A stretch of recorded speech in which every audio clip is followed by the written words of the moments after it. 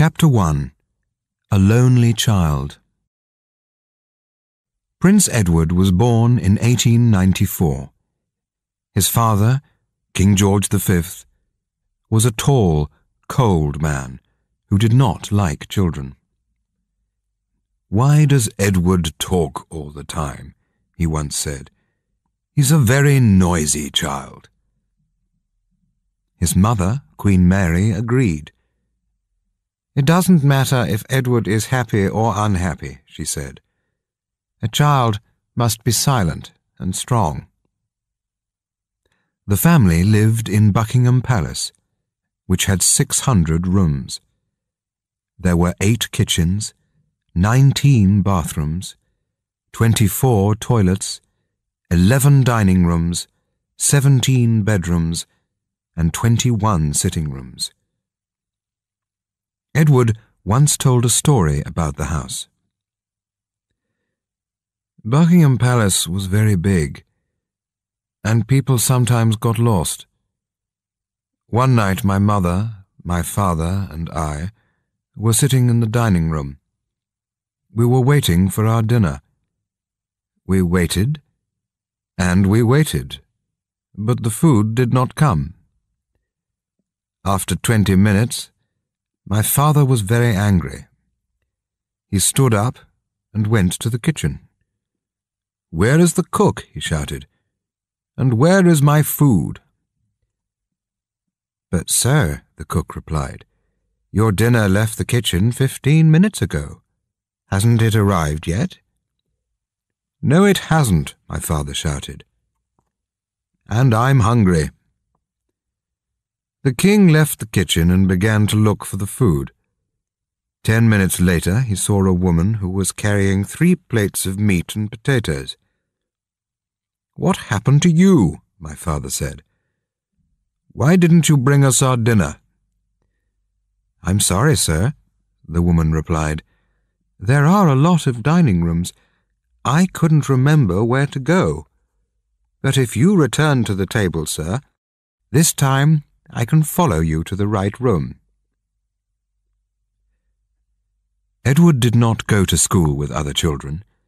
He stayed in Buckingham Palace, where he had a special classroom just for him. This is how Edward described his lessons. "My teacher, Mr. Hansel, was a thin man. He never smiled, and his nose was very red. We had lots of books, but they were all very boring. They were full of words, and they didn't have any pictures. Sometimes I stopped reading and looked out of the window. Mr. Hansel got very angry. He took a stick and hit me on the arm. 'Don't look out of the window, little boy,' he shouted. 'Look at the book.' He hit me many times, and my arm was red. Every Friday, the teacher took me to my father's room. 'And what has my son learnt this week, Mr. Hansel?' the king asked. And the answer was always, 'Not very much, I'm afraid, sir. Edward doesn't like his lessons. He never listens to what I say.' When Mr. Hansel left the room, my father was angry with me. 'What's wrong with you, child?' he said. 'Are you stupid? Why can't you learn anything?' 'But the lessons are so boring, sir,' I replied. 'And Mr. Hansel hits me.' 'I don't understand you, Edward. You're a baby. You're so weak. You'll never be a good king. A king must be strong. Go to your room and stay there until the morning.' I spent many days alone in my room, Edward wrote later. I never played with other children, and I didn't have any friends. I lived in the most beautiful house in England, but I was always lonely and sad. I saw my mother once a day at dinner time, and I saw my father 3 or 4 times a week. But they never gave me any love. I was afraid of them, and everything I did was wrong. Chapter 2. The Prince of Wales. In the spring of 1911, King George called Edward into his room and said, "Next month, I'll make you Prince of Wales, and these are your clothes for the ceremony."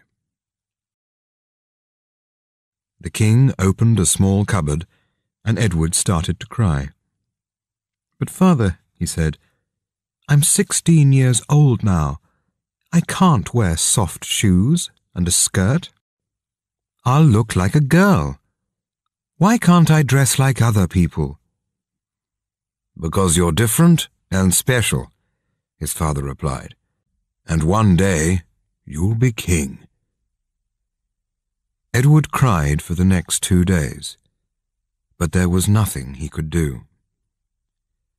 And so, on the 10th of June 1911, the family drove to Carnarvon Castle in North Wales, and the ceremony began. The king put a small gold crown on Edward's head. There was music and dancing, and the crowd began to shout. The new Prince of Wales closed his eyes. "I feel terrible," he said. "Can we go home now?" "Not yet," the king replied. "The people want to see you." Edward walked to the front of the castle and looked down at the crowd. He was shaking, and his face was red.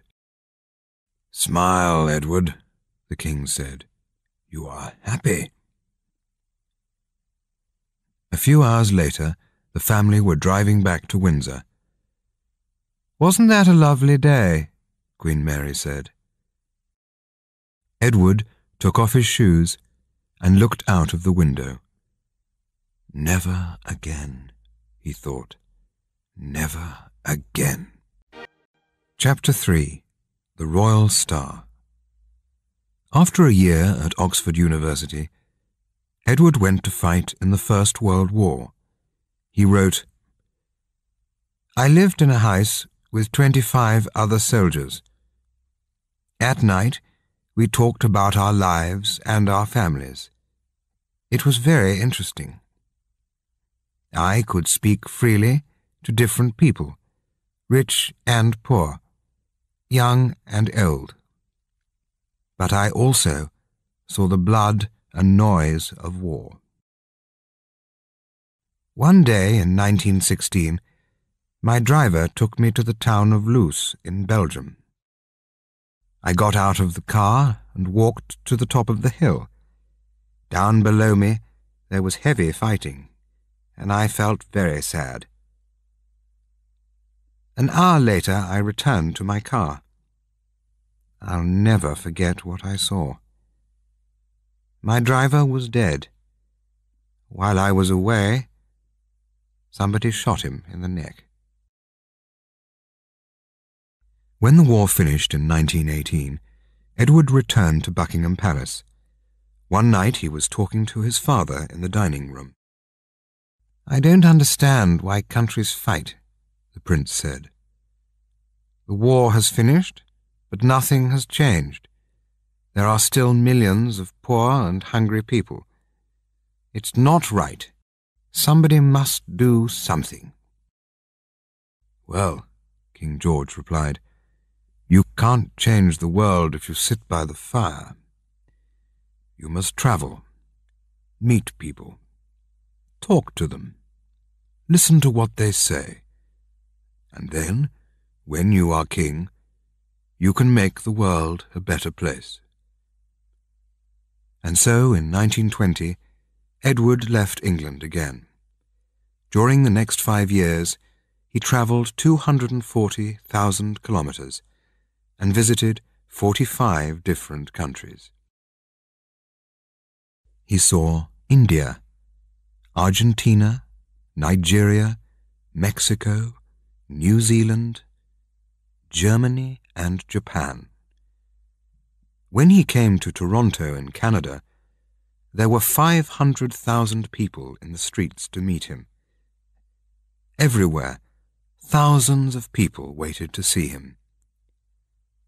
There were crowds of 190,000 in Cape Town, 300,000 in Paris, 500,000 in New York, and 750,000 in Melbourne. "Edward is the first royal star," one newspaper wrote, "and he is now the most famous man in the world. In the old days, princes were cold and bored, but Edward is different. He gets out of his car and walks down the street. Every 2 or 3 minutes he stops and speaks with the crowd. He laughs, he smiles, he shakes 1,000 hands. He is a man of the people with a heart of gold." Chapter 4. The Meeting. In the autumn of 1930, Edward went to stay with his friends, Lord and Lady Furness. This is how he described that weekend in a book called A King's Story. "On Saturday, the weather was cold and windy. It was raining heavily, so we could not ride our horses. We decided to stay in the house and have an early lunch with some of Lady Furness's friends. At 1 o'clock, Wallis arrived with her husband. She was beautifully dressed, and she smiled all the time. She spoke with Lord Furness for a few minutes, and then Lady Furness brought her over to see me. "Sir, I would like you to meet one of my dearest and sweetest American friends, Mrs. Wallis Simpson." "How do you do, Mrs. Simpson?" I said. "Please, come and sit down." Lady Furness left us, and we began to talk. I could see that Wallis was not feeling very well. She had a bad cold, and her eyes were red. "I'm afraid that our English houses aren't very warm," I said. "We don't have American central heating here." There was a long silence. Mrs. Simpson turned her face and looked out of the window. Then she said, "You have disappointed me, sir." "And why is that?" I asked. "Because everybody asks me about American central heating. I thought that the Prince of Wales would talk about something more interesting." I began to laugh. "What's the matter, sir?" Wallis asked. "Have I said something wrong?" "No," I replied. "I'm laughing because you didn't lie to me. You told me the truth." "But why is that funny? Doesn't everybody do that?" "One day I'll be King of England," I replied, "and people are afraid of me. If I say that the sky is yellow, they say, 'Yes, sir, you are right.' If I say that Wednesday is the first day of the week, they say, 'Yes, sir, you are right.' And if I say that Scotland is bigger than Canada, they say, 'Yes, sir, you are right.'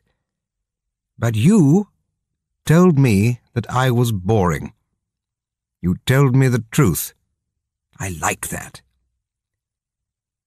There was another silence, and then Wallis began to laugh. "Can I say one more thing, sir?" "Yes, Mrs. Simpson. What is it?" "It's your trousers, sir." "My trousers?" "Yes, sir. They are black, and your shoes are brown. These two colors don't look right together." I stood up and looked in the mirror. "Yes, Mrs. Simpson, you're right. I look very strange. The next time we meet, I will be better dressed." When lunch was ready, we walked through into the dining room. I sat at one end of the table, and Wallace sat at the other end. I was watching her very carefully. I thought how beautiful her hands were. She began talking to Lady Furness, and then, a few minutes later, she turned and smiled at me. I felt very happy. After lunch, Wallace came over to say goodbye. "My husband and I have to leave now, sir. We're going to another party in London." I wanted to speak to her, but I could not find the right words. I don't know why. We shook hands, and Wallace walked away. I went into the next room and sat down near Lady Furness. "Tell me about Mrs. Simpson," I said. "What would you like to know?" she asked. "Everything," I said. "Then perhaps, sir, you would like to walk in the garden. We can talk more freely there." We stood up and left the house by the back door. We walked slowly through the trees, and Lady Furness told me about Wallace. Chapter 5. Wallace. This is how Lady Furness described Mrs. Simpson's early life to Edward. Wallace was born in Baltimore. She never knew her father. He died when she was 5 months old. But her mother was a strong and loving woman, and Wallace was a happy child. When she was 20, she married a man called Winfield Spencer. For the first few years they were happy together. But one day Winfield lost some money in the street. He was very angry. When he came home, he took a bottle of whiskey from a cupboard and began to drink. That night, he hit Wallace in the mouth. She screamed, and he hit her again. There was blood on her face, and she was shaking like a leaf. "Please, Winfield," she said, "no more." But Winfield took her arm and pulled her up the stairs. "You're my prisoner," he shouted at her, "and you're not going to leave." Then he pushed her into the bathroom and locked the door. The next morning, Wallace went back to her family. "I can't stay with him," she said. "I want a divorce." "Poor Wallace," Edward said. "But what happened next, Lady Furness?" "Well," said Lady Furness, "a few months later she met a fine man called Ernest Simpson. He's quiet, but interesting. They got married, and they now live in a beautiful flat in the centre of London." "And are they happy?" asked Edward. Lady Furness looked at the prince and smiled. "I don't know, sir," she said. "I don't know." During the next 2 years, the prince saw Wallace once or twice a week. They had the same friends, and they often met at parties. "Mrs. Simpson knew a lot about life," Edward once said. "She loved books, food, people, and travel. She was very beautiful, and her eyes were full of fire. She was friendly and easy to talk to. And, after a while, I opened up my heart. We had no secrets. I told her everything. And that's how it all began." "His eyes were always sad," Wallace said about Edward. "And sometimes he looked like a child, so young, so quiet." so weak. He had no real friends. Perhaps people were a little afraid of him. But he was a warm and kind man. When he talked to me, I felt my heart jump. I wanted to be alone with him, but I knew that wasn't possible. Did the prince love me in those early days? No, I don't think so. But each time we met, we just felt closer and closer. In June 1933, Edward gave a birthday party for Wallace, and during the next few months, he visited the Simpsons' flat in London almost every day. One evening, the prince asked Wallace and Ernest to go skiing in Austria.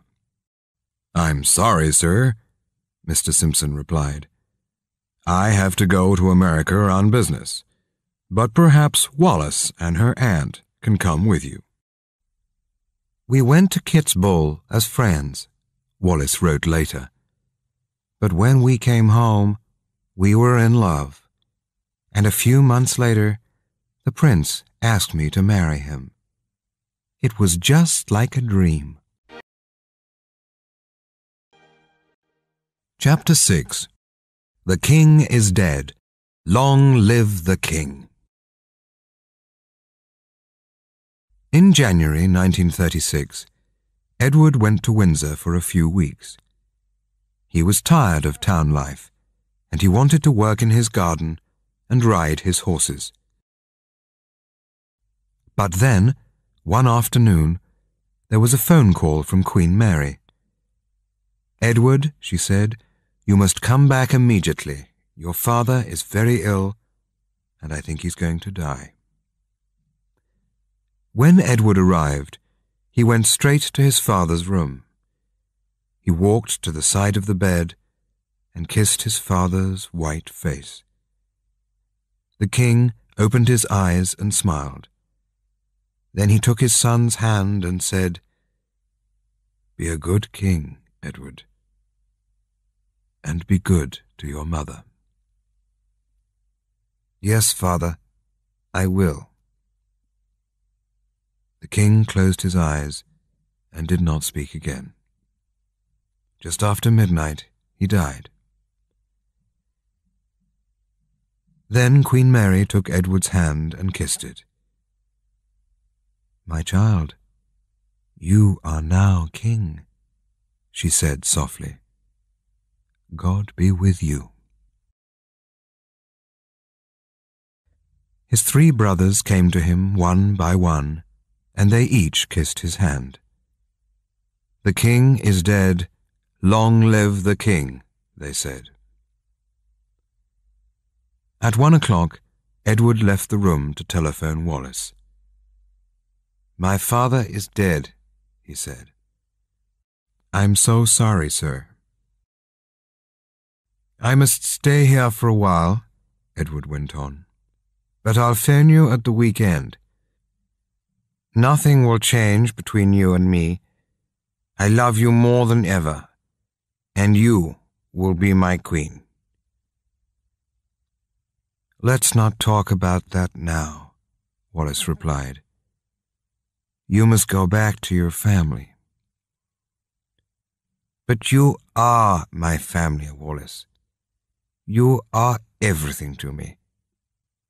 Good night. Sleep well."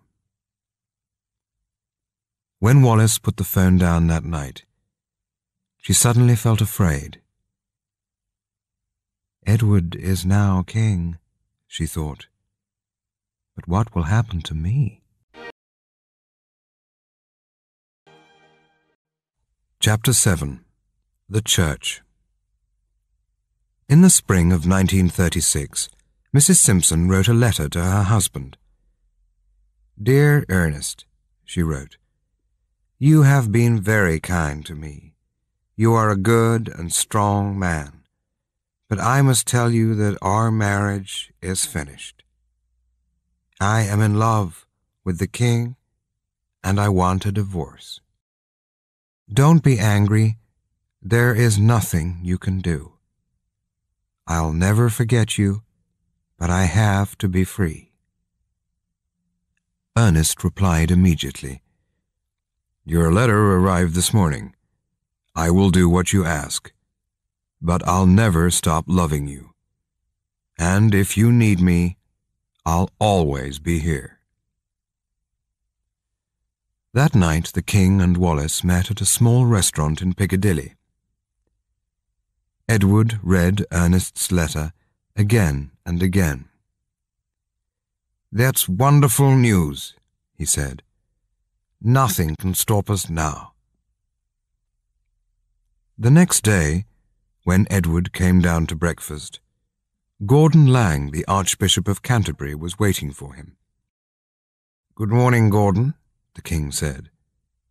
"How nice to see you again. And what can I do for you?" For a minute the Archbishop said nothing. Then he opened a small black bag and took out 3 newspapers. "I have come to see you about Mrs. Wallace Simpson," he began. "The newspapers say that you want to marry her. Are these stories true, sir?" "Yes, Gordon. Wallace is going to be my wife." "But that's not possible," the Archbishop replied. "You know what the Church thinks about marriage and divorce. Divorce is wrong in the eyes of God." "The Church says that divorce is wrong. Mrs. Simpson cannot leave Mr. Simpson and then marry you. You must forget about her and find another woman. Please, sir, I must ask you to think again." "That is not possible," Edward said softly. "When Wallace is free, I shall marry her." There was a long silence. The Archbishop looked down at the floor and shook his head. "You're making a big mistake, sir," he said. "The Church is very strong, and we will not have this woman as our queen." Suddenly, Edward stood up, his face red and angry. "Thank you for coming," he said, "but I have nothing more to say, and I want to be alone." The Archbishop stood up to go, but then turned and touched the King's arm. "Please, sir, think again. The Church will be against you." "I don't care," Edward replied. "I have God on my side, and that is all I need. Goodbye, Mr. Lang." Chapter 8. The Storm. In July and August, Wallace and the King sailed the Mediterranean. They met Prime Minister Metaxas in Greece, Kemal Ataturk in Turkey, and King Boris in Bulgaria. But that summer is famous for Edward's clothes. On the journey from Athens to Istanbul, the King took off his shirt to get brown in the sun. It was hot, and 10 minutes later he was asleep. So he did not see the young photographer who was now taking pictures of the King. When Edward returned from the Mediterranean, there was a letter waiting for him. It was from Mr. Albert Thompson of Birmingham, who wrote, "I saw a picture of you in the newspaper this morning, and I felt very angry. I have never seen a king dressed as badly as you were. No shirt and no tie, no socks, no hat, and in short trousers. How could you, sir?" Edward showed this letter to Stanley Baldwin, the Prime Minister. "What do you think of this?" the king asked. Mr. Thompson is right, sir, the Prime Minister replied. You want to be modern, but the people don't like it. Edward put the letter on the fire. And do you think that divorce is modern, Mr. Baldwin? The Prime Minister sat down. Yes, sir, he began. I've read about this Mrs. Simpson. She has 2 husbands still alive. And you must understand what that means, sir. She cannot marry a king. But I cannot live without her, Edward said. Then, sir, the Prime Minister replied, I can see there's a storm coming. I have talked to your family and to Archbishop Lang, and we will not have this woman as our queen. That night, the Prime Minister and the King spoke for many hours. There were hundreds of questions, but only one answer. And so, in the early hours of the next morning, Edward said, You tell me that Wallace cannot marry a king. So there is only one thing that I can do. I will give the crown to my brother and leave England. I must follow my heart. You tell me that it's a crime to fall in love. You tell me that it's wrong to be happy. How strange this country is. An hour later, Edward telephoned Wallace. The Prime Minister says that a storm is coming, Edward said. So I want you to go away. Wallace packed her bags and left for France. Then Edward went to see his mother. It was a sad, strange, and angry meeting. Do you know what you are doing? The Queen asked. Look out of that window. Outside this palace, there are 400 million people who call you king. They need you. And you will leave all this for Mrs. Simpson? Yes, Mother, I will. I'm in love. Love? Queen Mary shouted. You're a king. You must love your country first. But I'm also a man, Edward said softly. And there's nothing that I can do.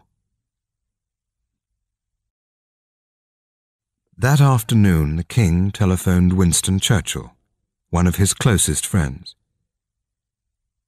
I have some sad news, Edward began. Last night Mr. Baldwin came to see me. I have decided to go away next week. Do you mean on holiday, sir? No, Winston. I'm leaving England. I'm never coming back. George will be king. But that's not right, sir. You're a free man. You must stand and fight. No, the king said. I have seen war, and it's a terrible thing. I don't want to fight again. But the people love you, and they want Wallace to be queen. Perhaps they do, Edward replied. But she cannot be queen. My enemies are stronger than I am. I am just a sailor. And when the winds change, the sea moves, and it takes my boat away. Chapter 9. The Woman I Love. A few days later, Mr. Churchill came to see Edward at Buckingham Palace. At first, the king was quiet. Then he said, "This is my last night in England, Winston." I love this country. I wanted to be a modern, kind king. I wanted to change the world, but they stopped me. And now I have to leave. It was 10 o'clock. Edward stood up and walked over to the window. In the dark streets below, there were hundreds of people. They were singing and calling his name. "Edward, Edward, we love Edward," they shouted. "Long live the king! Long live love!" Suddenly, the king turned to Mr. Churchill. "Why is this happening to me, Winston?" he cried. "What have I done wrong?" He sat down and put his head in his hands. There was a silence in the room, but through the open window came the shouting from the street. "Long live Edward! Long live love! Long live Edward! Long live love!" Mr. Churchill came over and put his hand on the king's arm. Edward looked up. "Thank you, Winston," he said. "You were a good friend to me." "Thank you, sir. And you were a good king." At 10 o'clock the next morning, the telephone rang in Edward's bedroom. "They're ready for you now, sir," a voice said. The king walked slowly down the stairs. In front of him there was an open door. The family were waiting for him. His mother sat near the window, dressed in black. His brothers stood beside her. "How close they are," the king thought. On a small table in the center of the room, there was a piece of paper. Edward sat down and read these words. "I, Edward the Eighth, King of Great Britain, King of India, King of Australia, King of New Zealand, King of Canada, King of Kenya, King of Nigeria, King of Burma, King of Malaya, King of Singapore, and King of 32 other countries, have today given the crown to my brother George. God be with him and all his people. 10th of December, 1936. Edward took a pen and wrote his name at the bottom of the page. Then he stood up and kissed his brother's hand. "I never wanted this to happen," George said. "This is the worst day of my life." Edward walked over to his mother. "Before I kiss you," she said, "there are some things that I want to say. I have never understood you, child. This morning you were a king, but tonight you'll run from England like a thief. Alone, angry, afraid. You think that you're free, but you're not. You cannot be free. Everyone needs their family. Everyone needs their home. And tonight you have lost both those things. I love you. I am your mother, and nothing can change that. But if you marry that woman, you will break my heart. Go now. It is all very sad." Edward kissed Queen Mary's hand. Then he turned and walked away. The next day Edward returned to Windsor Castle. He went into a small, cold room at the top of the building. From there, he spoke on BBC Radio to Britain and the world. This is what he said. "Tonight, for the first time, I can say a few words to you. Earlier today, I gave the crown to my brother George. He is now your king. I will soon leave this country and travel to France. My heart is with Wallace, and I cannot live without the woman I love. I don't know what will happen to me. Perhaps I will never see England again. But think of me tonight when I sail across the sea. God be with you. Long live King George. Edward left Windsor Castle and got into a large black car. It was now midnight, and it was just beginning to rain. "Take me away as quickly as you can," he said. The car moved off into the darkness and the rain. "What a night," said the driver. "I think the sky is crying, sir." At 1:30 a.m., they arrived at Portsmouth. Edward got out of the car, and a voice said, "The King is here." Edward stopped and looked out across the open sea. There was a thin, cold smile on his face. "King," he said. "No, I am not the king. I am just a man in love." Then he turned and walked onto the ship and into the night. Chapter 10. The Wedding.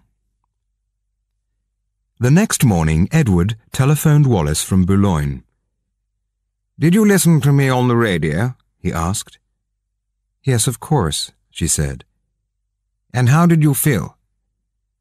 "I was sitting in my room alone," Wallace said. "And when I listened to your words, I felt so sad. I put my hands over my eyes and I just cried. I couldn't stop myself. You have left everything for me. But I love you so much, Edward, and with me you'll be the happiest man in the world." "I am that already," he replied. "You are all that matters in my life."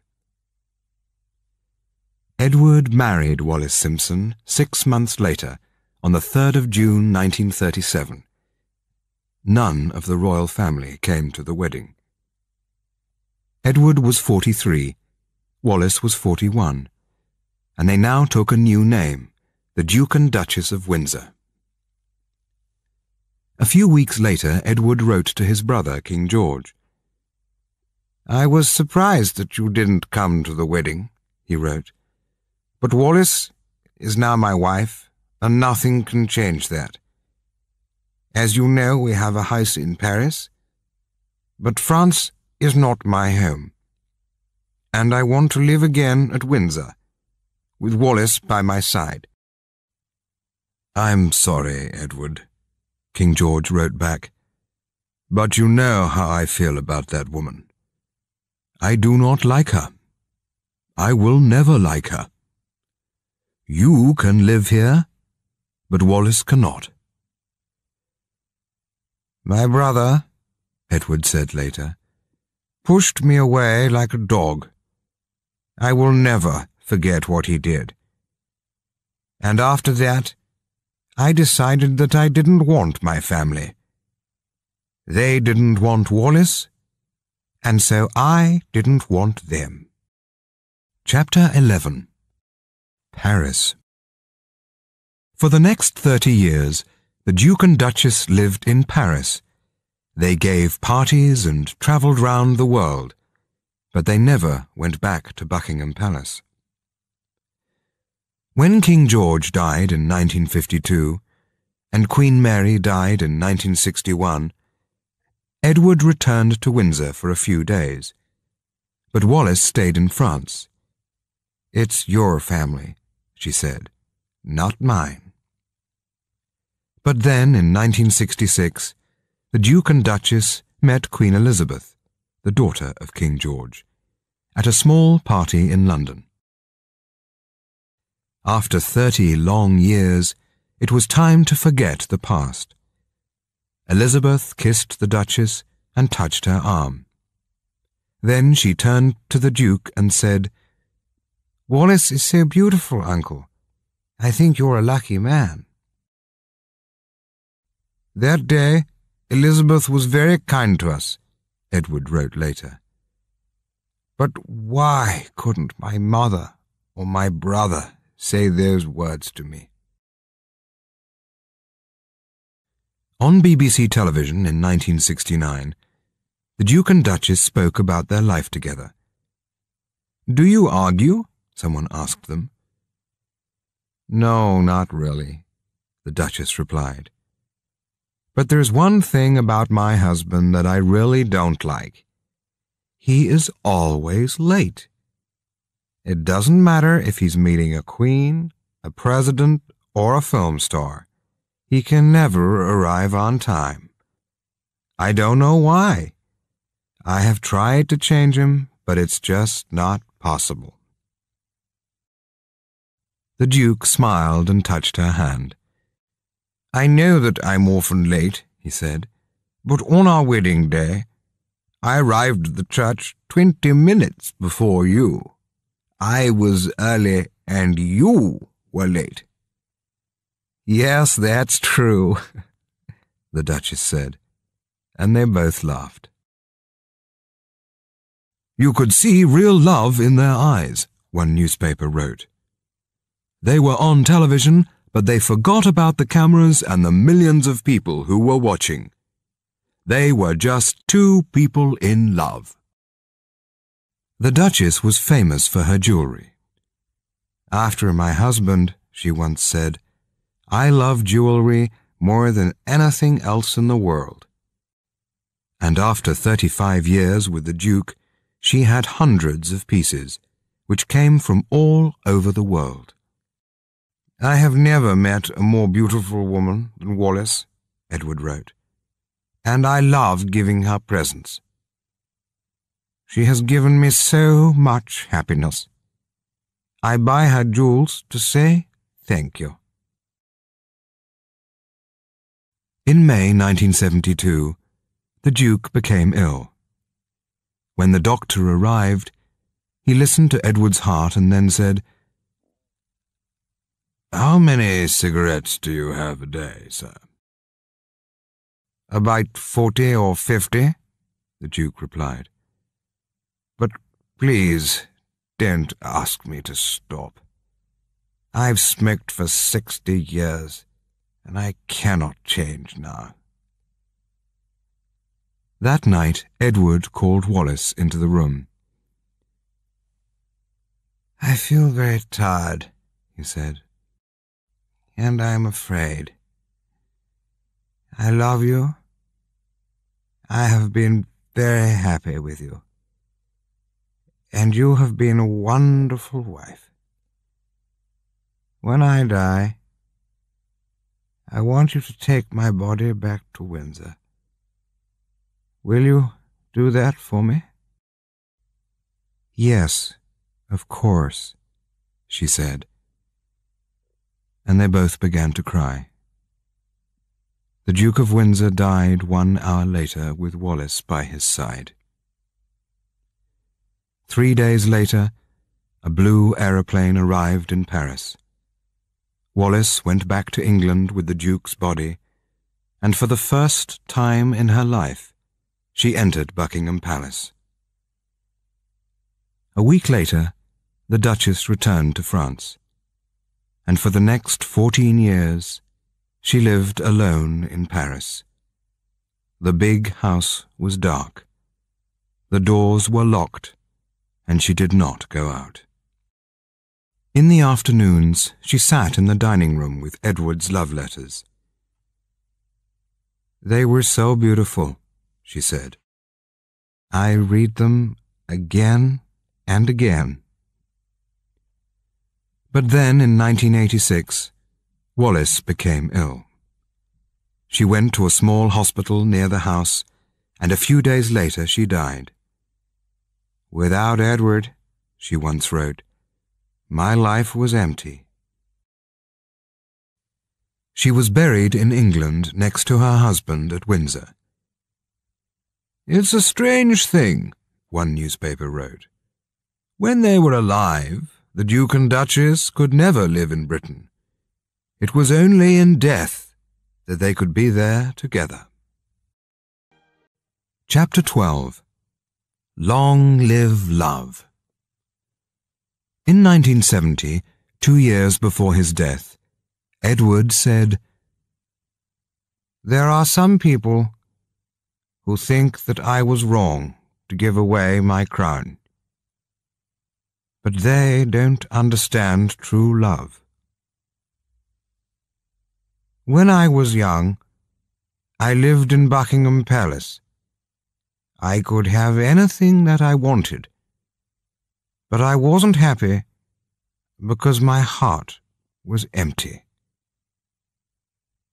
Then I met Wallace, and everything changed. For half of my life, I have lived here with the most beautiful woman in the world, and she is everything to me. When I sit in my garden, with the Duchess by my side, I sometimes think about my early life. I remember the days alone in my bedroom. I remember the teacher who hit me with a stick. I remember the war and my travels around the world. And then I remember the crowds of people below my window who shouted, "Long live love." On my last night in London, I spoke with Winston Churchill. In the middle of our conversation, he said, "I think, sir, that the best things in life are free." I have never forgotten those words. And now, many years later, I understand what they mean. You cannot buy happiness, and you cannot buy love. To be happy deep inside your heart is the most wonderful thing in the world. I have been a lucky man. And so I say, thank God for Wallace, and long live love.